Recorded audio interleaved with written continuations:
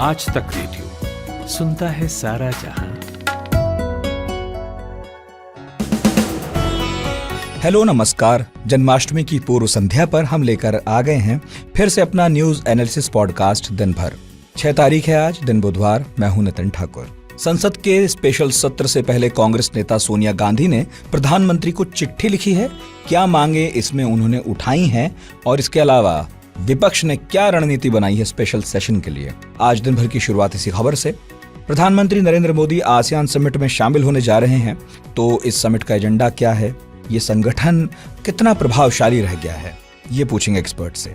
देश का नाम इंडिया बदलकर भारत करने की अटकलें इस वक्त अपने जोरों पर हैं, लेकिन यदि ऐसा हुआ तो ये कितना महंगा पड़ेगा हमारी आपकी जेब पर, ये बताएंगे। आखिर में बात एक रिपोर्ट की जो कहती है कि जेल में महिलाओं के हालात बहुत खराब हैं। आखिर में पहुंचा खबर जिसमें बात होगी किस तरह पैकेट में बिस्किट कम होने पर कोर्ट ने 1 लाख का जुर्माना दिलवाया है। लेकिन पहले 60 सेकंड्स हेडलाइंस सूरज कुमार से। शुक्रिया नितिन।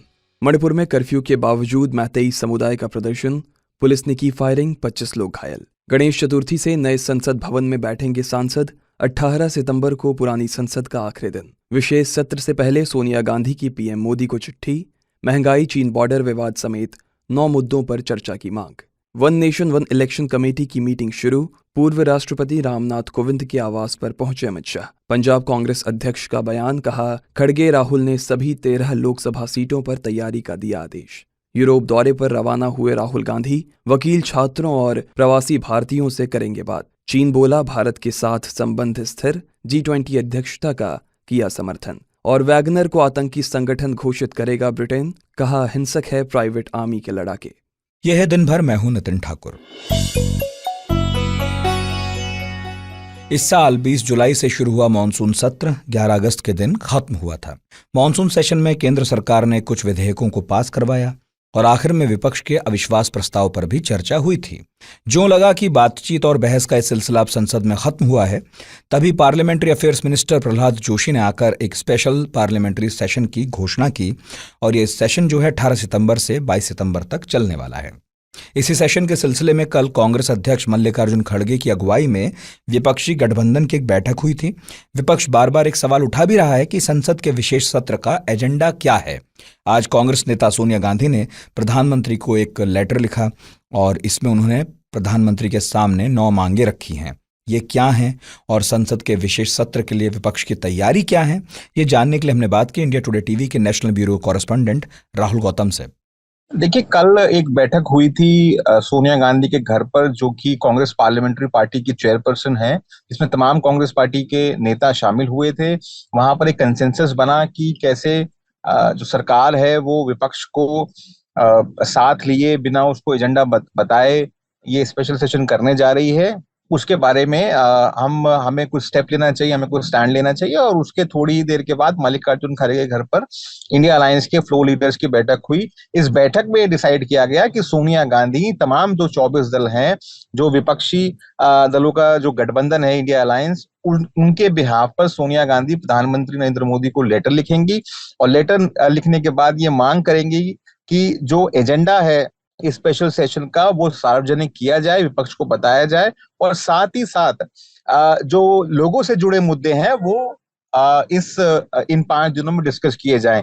प्रमुख तौर पर सोनिया गांधी ने अपने लेटर के अंदर 9 मांगों को उठाया है, 9 मुद्दों को उठाया है। उन्होंने मांग की है कि चाइना का जो मुद्दा है वो डिस्कस किया जाना चाहिए पार्लियामेंट के अंदर। चाइना जिस तरीके से बॉर्डर पर लगातार ऐसी खबरें आती रहती हैं कि हमारी जमीन पे एनक्रोचमेंट कर रहा है, ऑक्यूपाई कर रहा है, उस पर चर्चा होनी चाहिए।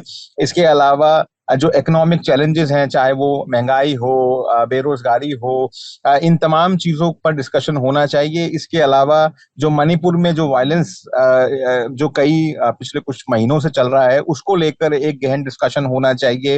हिमाचल प्रदेश में जो बाढ़ आई है, देश भर में जो सूखा पड़ा है कुछ जिलों के अंदर, उस पर चर्चा होनी चाहिए। इसके अलावा कास्ट सेंसस को लेकर चर्चा होनी चाहिए। किसानों से जो जुड़े मुद्दे हैं उनको लेकर चर्चा होनी चाहिए। और सबसे महत्वपूर्ण अडानी को लेकर जो हाल में ही जो कुछ अखबारों ने प्रकाशित किया, कुछ अंतर्राष्ट्रीय पब्लिकेशन हाउसेस ने, कि किस तरीके से वो शॉर्ट ट्रेडिंग करते हैं, या उनकी कंपनी अपना ही जो शेयर्स है वो खरीदती है, इन तमाम चीजों को लेकर उन्होंने कहा कि ये लोगों से जुड़े मुद्दे हैं, इनको उठाना देना चाहिए विपक्ष को, ताकि विपक्ष एक सकारात्मक भूमिका निभा पाए। और इसके लिए उन्होंने वो लेटर लिखा, आज सुबह वो लेटर लिखा जा चुका है, सार्वजनिक कर दिया गया है। उससे ये भी कांग्रेस पार्टी मैसेज देना चाहती है कि किस तरीके से सरकार इन 9 मुद्दों पर चर्चा से भाग रही है और मात्र मात्र ध्यान भटकाने की कोशिश कर रही है। राहुल, जिस तरह इस स्पेशल सेशन की घोषणा हुई बड़ा अचानक था, और अब हम ये जानना चाहते हैं कि नियमों के मुताबिक जब सरकार ऐसे विशेष सत्र बुलाती है तो क्या ये जरूरी बिल्कुल नहीं होता कि वो इसका उद्देश्य पहले से साझा कर दे? देखिए, जहां तक नियमों की बात है तो बिल्कुल सरकार के पास ये पूरा इख्तियार है कि वो सेशन को बुला सकती है, स्पेशल सेशन को। स्पीकर के पास पूरे कॉन्स्टिट्यूशनल राइट्स हैं। जहां तक बात रही एजेंडा बताने की विपक्ष को, तो जो पार्लियामेंट का जो बुलेटिन सामने आया है उसके अंदर भी मेंशन है कि सरकार इन 5 दिनों में गवर्नमेंट बिजनेस को लाना चाह रही है। ये 2 शब्द लिखे हुए हैं उसके अंदर कि इन 5 दिनों के अंदर, यानी 18, 19, 20, 21, 22 को सरकार पार्लियामेंट के अंदर गवर्नमेंट बिजनेस पर चर्चा करेगी। अब गवर्नमेंट बिजनेस के बारे में अगर सरकार चाहे तो बिल्कुल विपक्ष को बता सकती है, लेकिन देखिए, संविधान में आप सब कुछ नहीं लिख सकते हैं। संविधान चलता है पास्ट कन्वेंशन, ट्रेडिशंस, इन तमाम चीजों के ऊपर। तो ये परंपरा रही है लोकतांत्रिक की जब भी सरकार कोई सेशन बुलाती है, स्पेशल सेशन, तो हमेशा अवगत कराती है विपक्ष को। और जैसे मैंने कहा, ये वैसे सोल प्रेरोगेटिव है स्पीकर का, वो बुला सकते हैं सरकार के डायरेक्शंस पे। तो जाहिर है अभी तक नहीं बताया गया है, ऐसा विपक्ष का आरोप है। और मात्र ये कहा जा रहा है कि गवर्नमेंट बिजनेस डिस्कस होगा। गवर्नमेंट बिजनेस में क्या डिस्कस होगा इसके बारे में उनको जानकारी नहीं दी गई है। अब सरकार, बताया जा रहा है कि सेशन से पहले शायद रीच आउट करने की कोशिश करेगी जो फ्लोर मैनेजर्स हैं कांग्रेस पार्टी के, अन्य विपक्षी दलों के, उनसे एक राब्ता, उनसे एक कम्युनिकेशन नेटवर्क स्टैब्लिश करने की कोशिश करेगी, ताकि वो ऑन बोर्ड आ सकें और 5 दिन का जो इस सेशन है ये सुचारू रूप से चल सके। हालांकि कांग्रेस पार्टी ने साफ कर दिया है कि वो इस सेशन का बॉयकॉट नहीं करेंगे और जो डिस्कशन है उनमें भाग लेंगे। जी, बहुत बहुत शुक्रिया राहुल। वहीं कांग्रेस नेता राहुल गांधी कल एक हफ्ते के यूरोप दौरे के लिए निकल चुके हैं, और यहाँ वो यूरोपियन यूनियन के अलग अलग संगठनों, जिनमें वकील और स्टूडेंट्स वगैरह हैं, उनसे मुलाकात करेंगे, और एनआरआई समुदाय से भी उनका मेल मुलाकात होने वाली है। जहां एक तरफ हमारे देश में तैयारियां चल रही हैं G20 समिट की, वहीं कल इंडोनेशिया के जकार्ता में शुरू हो रहा है आसियान समिट। आसियान यानी association of south east Asian Nations, एक ऐसा संगठन जिसकी स्थापना 1967 में हुई थी। आज प्रधानमंत्री नरेंद्र मोदी इस समिट में शामिल होने के लिए भारत से रवाना होंगे। जकार्ता में चल रहा ये आसियान देशों का 20वां समिट है। अगर मेंबर्स की बात करें तो 10 देश हैं इसमें: Brunei, Burma, Cambodia, Indonesia, Laos, Malaysia, Philippines, Singapore, Thailand और वियतनाम। यहां भी चीनी राष्ट्रपति नहीं पहुंचेंगे, उनकी जगह प्रीमियर ली कियांग जाएंगे। यूएसए से वाइस प्रेसिडेंट कमला हैरिस पहुंचेंगी, और इस बार की थीम होगी आसियान मैटर्स, एपिसेंट्रम ऑफ ग्रोथ।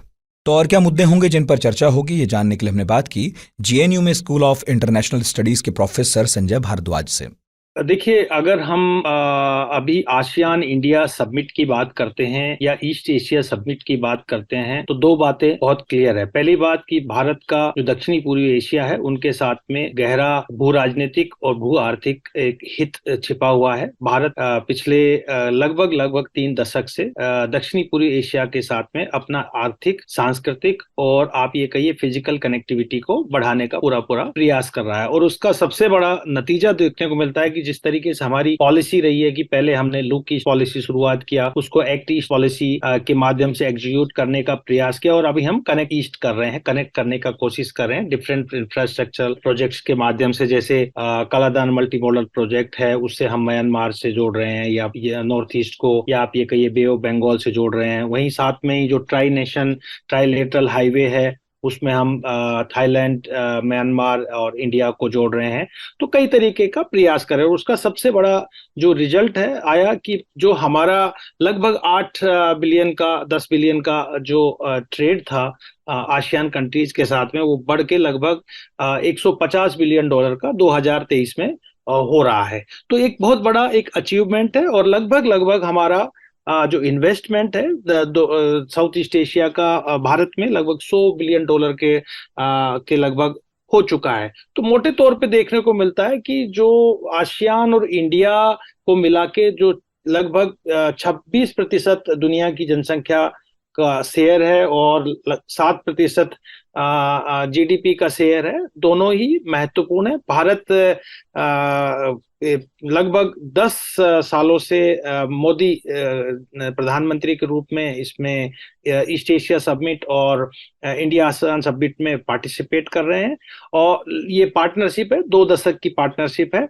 तो भारत के लिए ये जो समिट है दोनों बहुत महत्वपूर्ण है और खासकर जब अभी जो विश्व में डिफरेंट तरीके के पैराडाइम्स और चेंजेस हो रहे हैं, उसमें भारत का दक्षिणी पूर्वी एशिया में मौजूदगी बहुत महत्वपूर्ण है। चीन को अगर ध्यान में रखते हैं तो अभी आपने रिसेंट में देखा कि चीन ने एक स्टैंडर्ड मैप रिलीज किया है, उसमें साउथ ईस्ट एशिया के 5 कंट्री ने उसको क्रिटिसाइज किया है, Malaysia, Indonesia, Vietnam, Philippines and Brunei. Bharat ने भी उसको क्रिटिसाइज किया है। तो दोनों का म्यूचुअल इंटरेस्ट है, क्योंकि जो चीन का बढ़ता हुआ प्रभाव है या ये कहिए कि जो चीन की विस्तारवादी नीतियां हैं इस क्षेत्र में, वो दक्षिणी पूर्वी एशिया को भी गवारा नहीं जा रही और वो भारत को भी गवारा नहीं जा रही। तो निश्चित रूप से दक्षिणी पूर्वी एशिया के जो देश हैं, आसियान के जो देश हैं, अभी तक जो चीन की एक बहुत भारी निर्भरता थी, वो अब भारत को एक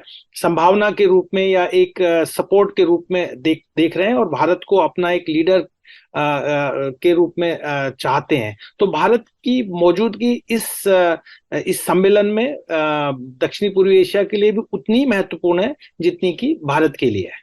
संजय जी, पिछले कुछ वक्त में हमने देखा कि एशिया और इससे इतर कई देश जो हैं मिलकर नए संगठन बना रहे हैं, क्वाड है, ऑकस है, तो क्या इनके मुकाबले आसियान देशों का प्रभाव कम होता आप देख रहे हैं? नहीं, इससे मुझे ये कह रहे हैं कि आसियान का प्रभाव बढ़ रहा है। जो इंडो पैसिफिक स्ट्रेटेजी है उसमें चाहे जापान हो, ऑस्ट्रेलिया हो, अमेरिका हो, यूरोपियन कंट्रीज हो, भारत हो, इनका एक कॉमन उद्देश्य ये है कि हम एक पीसफुल स्टेबल इंडो पैसिफिक क्षेत्र हम चाहते हैं। और उसमें जो चाइना की जो ये कहिए विस्तारवादी नीति है, जिसमें वो जो साउथ चाइना है उसमें आर्टिफिशियल आइलैंड बना रहे हैं या अपने प्रभाव क्षेत्र को बढ़ाने की कोशिश कर रहे हैं। जो 9 डैश लाइन थी वो 10 डैश लाइन का एक डिस्प्यूट क्रिएट हो रहा है। ताइवान को लेके प्रॉब्लम है, जापान जो ईस्ट चाइना सी है उसको लेके प्रॉब्लम है। तो ये सब कंट्री चाहते हैं कि एक पीसफुल जोन हो ये, और इसमें ये और रूल बेस्ड जोन हो, इंडो पैसिफिक क्षेत्र रूल बेस्ड हो और सभी को फ्री नेविगेशनल राइट्स मिले। तो निश्चित रूप से भारत के साथ दक्षिणी पूर्वी एशिया के सभी देश चाहते हैं कि समुद्री सीमाओं की सुरक्षा हो और जो सी लेन कम्युनिकेशन है वो दुरुस्त हो, उस पर किसी तरीके का कोई भी शक्ति का कोई प्रभाव ना हो, और दूसरे जो खतरे हैं जो बढ़ रहे हैं समुद्री सुरक्षा को लेके, उसमें भी दोनों देश साथ में आए। तो ये आप मान के चलिए कि इसमें जो मोटा तौर पे जब देखने को मिलता है तो सबसे बड़ा कि चीन का जो बढ़ता हुआ एक प्रभाव है, जो चीन का एक रिविजनिस्ट अप्रोच है, और ये कहिए कि जो चीन की ये एक मिडिल किंगडम थ्योरी है कि हम यहाँ किंगडम है और दक्षिणी पूर्वी एशिया के देश हम पे निर्भर है, क्योंकि बहुत स्ट्रॉन्ग कॉम्प्लेक्स इंटरडिपेंडेंसी दक्षिणी पूर्वी एशिया की चीन पर बढ़ गई थी पिछले 2 दशक में। तो वो उसको मिनिमाइज करना चाहते हैं, कम करना चाहते हैं, और भारत को एक नेता के रूप में तलाशने का प्रयास किया जा रहा है। जी, बहुत बहुत शुक्रिया संजय जी। इंडिया और भारत की बहस जो कभी संविधान सभा में हुई थी, वो एक इनविटेशन कार्ड की वजह से अब फिर तेज हो चली है। इस बहस के अपने राजनीतिक और संवैधानिक पहलू हैं, लेकिन एक आर्थिक पहलू भी है। क्या होगा अगर यह तय हो जाए कि इस देश का नाम सिर्फ और सिर्फ भारत रख दिया जाए? बैंक, कोर्ट, योजनाएं, सरकारी दस्तावेज, न जाने कितनी अनगिनत जगह हैं जहां इंडिया को भारत लिखा जाएगा। इसके अपने खर्चे हैं और ये खर्च तब और बढ़ जाता है जब ये काम भारत जैसे दुनिया के सबसे बड़ी आबादी वाले देश में किया जाएगा। ऐसे कामों के लिए मोटा मोटा खर्चा निकालने के लिए डैरेन ओलिवर मॉडल की मदद ली जाती है। 2018 में जब एक अफ्रीकी देश स्वाजीलैंड ने अपना नाम बदलकर द किंगडम ऑफ इस्वातिनी कर दिया था, तब इस मॉडल के आधार पर बताया गया कि उसे $60 मिलियन खर्चने पड़े थे। एस्वाटिनी में राजशाही है, छोटा सा देश है। भारत के लिए नाम बदलने का पूरा खर्चा कितना बैठेगा, तो डैरेन ओलिवर मॉडल के हिसाब से हमारे साथी हैं रोहित अनिल त्रिपाठी, वो बता रहे हैं। अब देखिए, जैसा आपने स्वाजीलैंड का जिक्र किया तो उससे ही बताता हूँ। 2018 में जब स्वाजीलैंड के राजा ने देश की आज़ादी के 50वीं सालगिरह के मौके पर अपने देश का नाम बदलने का फैसला किया, तब उनका काफ़ी विरोध हुआ। ये राजा थे मस्वाती तृतीय। राजा साहब का कहना था कि स्वाजीलैंड का नाम बदलकर इसलिए स्वातिनी कर देना चाहिए क्योंकि स्वाजीलैंड कॉलोनियल इतिहास को दर्शाता है और स्वाजीलैंड नाम से दुनिया के लोग स्विट्जरलैंड से भी कंफ्यूज होते हैं। राजा के नाम बदलने के इस फैसले का विरोध हुआ। लोगों का कहना था कि राजा को देश की सुस्त इकोनॉमी पर ध्यान देना चाहिए। कहा जाता है कि इस पूरे वाकये के दौरान ही साउथ अफ्रीका के intellectual property lawyer Darren Oliver उनका नाम था, एक फार्मूला लेकर आए जिसके आधार पर स्वाजीलैंड को स्वातिनी करने में कितना सरकारी धन खर्च हुआ, कितना पैसा खर्च हुआ, इसका अनुमान लगाया गया। उनके फॉर्मूले का आधार यह था कि जब कंपनियां अपनी रीब्रांडिंग करती हैं तो टोटल रेवेन्यू का 6% मार्केटिंग में खर्च होता है और रीब्रांडिंग में कंपनी के पूरे मार्केटिंग बजट का 10% जाता है। इस फॉर्मूले के आधार पर ओलिवर ने अंदाजा लगाया कि इस्वातिनी को अपना नाम बदलने के लिए $60 मिलियन का खर्च आया होगा। अब भारत लौटते हैं, तो अगर इस मॉडल को आप भारत के संदर्भ में देखें तो इलाहाबाद को प्रयागराज करने में 300 करोड़ रुपए लगे होंगे, ऐसा अनुमान इस फॉर्मूले के आधार पर लगाया गया है। अब अगर इंडिया को भारत किया जाएगा तो 14,300 करोड़ रुपए सरकारी खजाने से जाएंगे। ये इस फॉर्मूले के आधार पर अनुमान है। ये रकम कितनी बड़ी है आप इस बात से समझिए कि भारत सरकार हर महीने अपनी खाद्य सुरक्षा योजना पर 14,000 करोड़ रुपए खर्च करती है, जिससे तकरीबन 80 करोड़ भारतीयों का पेट भरता है। और ये प्रक्रिया लंबी भी बहुत है, ऐसा रातों रात नहीं होता। जब कोई देश अपना नाम बदलने की सोचता है तो ये काम कई सालों तक चलता है। हमने श्रीलंका के केस में देखा है, 1972 तक श्रीलंका का नाम सिलोन था, फिर इसका नाम बदलकर श्रीलंका कर दिया गया। कहा जाता है कि ये नाम पूरी तरह बदलने में श्रीलंका को लगभग 4 दशक लग गए थे। तो भारत जैसे देश में जहाँ आबादी ज़्यादा है और श्रीलंका से भारत तो भौगोलिक रूप से भी बहुत बड़ा है, तो यहाँ पर तो ये प्रक्रिया और लंबी चल सकती है। तो इसमें कोई शक नहीं है कि इस पूरी प्रक्रिया में बहुत ज़्यादा पैसा और बहुत ज़्यादा ह्यूमन रिसोर्स लगने वाला है। जी बहुत बहुत शुक्रिया रोहित आपका। जेल की सलाखों के पीछे कैदियों की जिंदगी कैसी बदहाल होती है, इससे जुड़ी रिपोर्ट्स आपने पढ़ी होंगी, देखी होंगी। लेकिन अब एक रिपोर्ट आई है जो ये बताती है कि जेल में महिलाओं की जिंदगी कैसी चल रही है। सुप्रीम कोर्ट ने जस्टिस अमिताव रॉय कमेटी की रिपोर्ट का हवाला दिया और कहा कि जेल रिफॉर्म्स पर केंद्र और राज्य की सरकारों को जवाब देना चाहिए। वैसे रिपोर्ट सुप्रीम कोर्ट में पिछले साल दिसंबर महीने में सौंपी गई थी। इसे टटोलने पर पता चलता है कि जेल में भी महिलाएं पुरुष कैदियों की अपेक्षा ज्यादा परेशानियों का सामना कर रही हैं। देश में केवल 40% जेल हैं जहां महिलाओं को सैनिटरी पैड उपलब्ध करवाया जाता है। गोवा, दिल्ली, पौंडीचेरी की जेलों के अलावा कहीं भी महिला कैदियों को यह सुविधा नहीं है कि वो अपने बच्चों या रिश्तेदारों से खुले कमरों में मिल सकें। 75% महिला कैदियों को रसोई या कॉमन फैसिलिटीज पुरुष कैदियों के साथ साझा करनी पड़ती हैं। और इस सब के बाद अगर किसी महिला कैदी को जेल स्टाफ के खिलाफ किसी तरह के एब्यूज या हरेसमेंट से जुड़ी कोई शिकायत करनी हो तो ये भी देश की बस 10 जेलों और एक यूनियन टेरिटरी में ही संभव है। इस रिपोर्ट में और क्या क्या है विस्तार से जानने के लिए हमने बात की पूर्व डीजीपी गोवा और अरुणाचल प्रदेश आमोद कंठ से। में जो दिए गए हैं उसमें एक तो जो सबसे स्ट्राइकिंग मुझे नजर आ रहा है वो है कि 40% मतलब सिर्फ 40% महिलाओं को ही सैनिटरी नैपकिन्स मिलते हैं, जो बेसिक नीड है। मतलब मैं समझ ही नहीं पा रहा हूँ कि 60% महिलाएं जो इनमेट हैं किसी भी जेल की, उनको अगर न मिले, वो उस एज ग्रुप में हो जहाँ उसकी आवश्यकता होती है, तो कैसे उनका काम चलता होगा। क्योंकि ये कोई ओपन स्पेस तो है नहीं। एक बात होती है कि ओपन जगह है, आप कहीं जाएं या अपनी जरूरतों को पूरा कर लें। जेल ऐसी जगह नहीं है जहां जरूरतों को आप पूरा कर सकते हैं। ये एक डे टू डे रिक्वायरमेंट है, एक हेल्थ के बेसिक रिक्वायरमेंट है, एग्जिस्टेंस का सवाल है इसके अंदर। तो एक तो ये इस ढंग की चीज है। फिर बहुत सारी बातें उसके अंदर हैं, जैसे कि उन्होंने कहा कि भाई साइकोलॉजिकल प्रॉब्लम्स जिनको हो सकते हैं या साइकेट्रिक वार्ड, इस ढंग की चीज नहीं है। फिर ये कहा कि 75% जेल्स ऐसे हैं जहाँ पे कॉमन फैसिलिटीज हैं, मतलब मेल और फीमेल के किचन के अलावा बहुत सारी फैसिलिटीज कॉमन है। तो वो तो हो ही नहीं सकती, होना भी नहीं चाहिए। मैं समझता हूँ ये कानून कानून के खिलाफ है। ये जो बेसिक लॉज हैं जहाँ सेग्रीगेशन की बात होती है, वहाँ पे महिलाओं के लिए सब कुछ अलग होता है। अगर हम वैसे भी देख लें तो क्रिमिनल जस्टिस सिस्टम, जिसको मैंने विस्तार से देखा है और समझा है, 34 साल मैंने पुलिस में काम किया, बहुत सारे बड़े केसेस देखे हैं। जो आप क्रिमिनल जस्टिस सिस्टम को देखते हैं जहाँ महिलाओं की एक जगह होती है एज इनमेट्स नहीं, बल्कि अगर मान लीजिए पुलिस कस्टडी में हो या उनको आप एग्जामिन करते हैं, फिर आप उनको प्रोड्यूस करते हैं प्रोसिक्यूशन की तरफ से या डिफेंस की तरफ से, या फिर ट्रायल के प्रोसेस में सारी चीज आती है और अंत में जेल।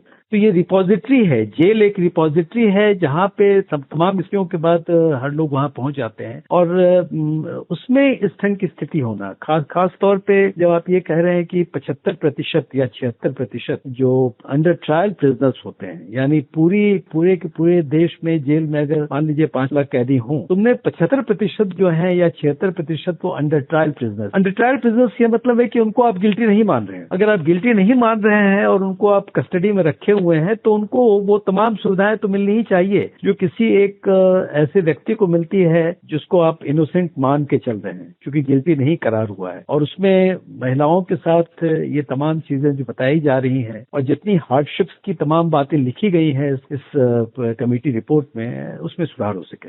आमोद जी, आपने लंबे वक्त तक पुलिस में काम किया, जेलें भी देखी हैं, आपकी ऑब्जर्वेशन क्या है? स्थितियां इतनी गंभीर कैसे हो गई? नहीं, देखिए, ये मैं तो समझता हूँ कि ये हालात गंभीर हैं ही है। मतलब कि ट्रेडिशनली इस ढंग से देखा जाता है कि जो प्रिजन सर्विसेज हैं या इसके अलावा आपको जहाँ जहाँ पे कैदी के तौर पे किसी को रखा जाता है, तो उसकी स्थिति तो पहले तो लोग सायास या जानबूझ करके उनकी स्थिति खराब रखते थे, लेकिन जब से पूरे प्रिजन सिस्टम को एक रिफॉर्मेटिव सिस्टम मान लिया गया कि ये रिफॉर्मेटिव प्रोसेस है, तो उसके साथ धीरे धीरे काफी सुधार होता चला गया। और बहुत सारे जेल कमेटी के रिपोर्ट्स हैं। मुझे मौका मिला बहुत साल पहले होम मिनिस्ट्री में डायरेक्टर के तौर पे, बहुत साल पहले, और तभी भी हम लोगों ने ये देखा था कि ये प्रिजन रिफॉर्म्स के लिए बहुत सारे रिपोर्ट्स हैं, बहुत सारे सजेशंस हैं, लेकिन पता नहीं क्यों उन सजेशंस को लागू नहीं किया गया है। और अगर हम प्रिजन रिफॉर्म करते हैं तो इस बात को समझ के मानना चाहिए कि सबसे पहले महिलाओं की उसकी जगह उसमें होनी चाहिए। अब जैसे बहुत सारी महिलाएं हैं जो छोटे बच्चों के साथ रहती हैं या वो प्रेग्नेंट होती हैं, उसके बारे में भी चर्चा हुई है इस रिपोर्ट के अंदर में। तो उनके साथ क्या ट्रीटमेंट होना चाहिए, किस ढंग से उनको फैसिलिटीज देनी चाहिए प्रेगनेंसी के पूरे पीरियड में, जिस समय की वो 3 महीने 6 महीने उसके पहले से जो पूरा ट्रीटमेंट होना चाहिए जो किसी भी प्रेग्नेंट महिला को मिलनी चाहिए, ये तमाम बातें कहाँ हैं? वो तो है नहीं। मैं तो ये समझता हूँ कि शायद जेल से बेहतर ये पुलिस लॉकअप की स्थिति में होता है, क्योंकि लॉकअप, पुलिस लॉकअप अलग होते हैं, महिलाओं के अलग हैं, पुरुषों के अलग हैं। और फिर अधिकतर स्थितियों में महिलाओं को रखा भी नहीं जाता है। यानी आपको पता है कि कानून भी स्पष्ट है और डायरेक्शंस हैं सुप्रीम कोर्ट के सबके कि शाम के बाद और सुबह तक महिलाओं को रात में नहीं रखा जाए। अच्छा, ये बात तो आप प्रॉब्लम्स की बता रहे हैं हमें।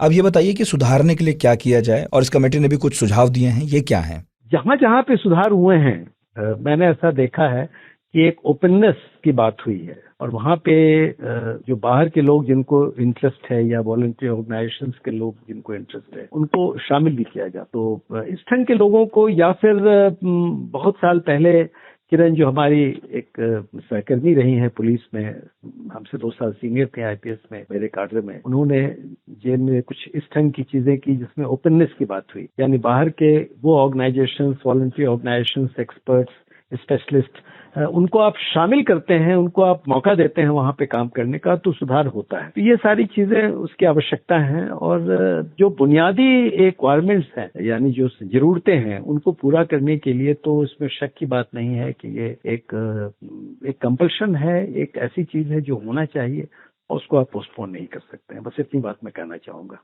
बहुत बहुत शुक्रिया आमोद जी। और अब बारी है भौचक की। आ गए हैं जमशेद। एक बिस्किट की कीमत तुम क्या जानो, जिसने पैकेट खोलकर कभी बिस्किट गिने ही नहीं। जिसने गिने उनसे पूछो, एक बिस्किट के बदले 1 लाख रुपए मिले हैं। चौंक गए। पूरी भौचक खबर बताते हैं। बात मनाली की है। चेन्नई के रहने वाले एक साहब हैं जिनका नाम है पी दिली बाबू। वो मनाली में घूम रहे थे और वहां उन्होंने देखा कि सड़क पर एक आवारा कुत्ता खाने की तलाश में घूम रहा है, देखने में बहुत भूखा। अब दिली बाबू का दिल जो है बहुत नर्म है, अच्छे आदमी है। सो उन्होंने फौरन पास की दुकान से बिस्किट खरीदने का सोचा ताकि कुत्ते को खाना खिला सकें। उन्होंने 2 दर्जन बिस्किट के पैकेट खरीदे। कौन से बिस्किट? ITC कंपनी के सन फीस्ट मारी लाइट। उन्होंने पैकेट को देखा तो उस पर लिखा था कि वजन 76 ग्राम और अंदर 16 बिस्किट हैं, पर जब उन्होंने पैकेट खोला तो अंदर सिर्फ 15 ही बिस्किट थे। इसके बाद बाबू ने तय किया कि वो इसकी कंज्यूमर कोर्ट में शिकायत करेंगे। पीड़ित ने आरोप लगाया कि क्योंकि कंपनी एक दिन में 50 लाख पैकेट बनाती है तो उसके हिसाब से हर दिन कंपनी 29 लाख रुपए की धोखाधड़ी कर रही है। कोर्ट ने यह भी पाया कि पैकेट में न सिर्फ एक बिस्किट कम है बल्कि पैकेट पर लिखे वजन से भी कम है। पैकेट पर 76 ग्राम वजन लिखा है, लेकिन जब तोला गया तो 74 ग्राम ही था। इस पर कंपनी ने दलील दी कि 2011 के लीगल मेट्रोलॉजी नियम के मुताबिक 4.5 ग्राम का कम ज्यादा वजन चलता है, लेकिन कोर्ट ने कहा कि ये छूट सिर्फ अस्थिर नेचर के प्रोडक्ट्स पर है, बिस्किट पर नहीं है। तो इस तरह बात चलती रही। एक बिस्किट को लेकर तर्क वितर्क होता रहा। आखिरकार 29 अगस्त को कोर्ट ने ITC को निर्देश दिया कि फौरन उस बैच के सभी बिस्किट के पैकेट बिक्री के लिए रोके जाएं और बाबू साहब को एक बिस्किट कम होने के बाद उनको हुई तकलीफ के लिए 1 लाख का जुर्माना दिया जाए। जमशेद कमर सिद्दीकी, आज तक रेडियो।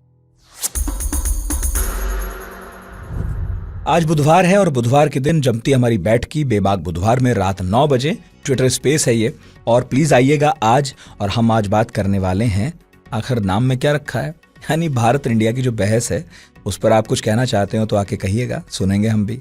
आज का दिन में प्रोड्यूस किया है चेतना काला ने, साउंड मिक्सिंग कर रहे हैं सचिन द्विवेदी। मेरा नाम नितिन ठाकुर है। अपना बहुत ख्याल रखिए और आज तक रेडियो सुनते रहिए।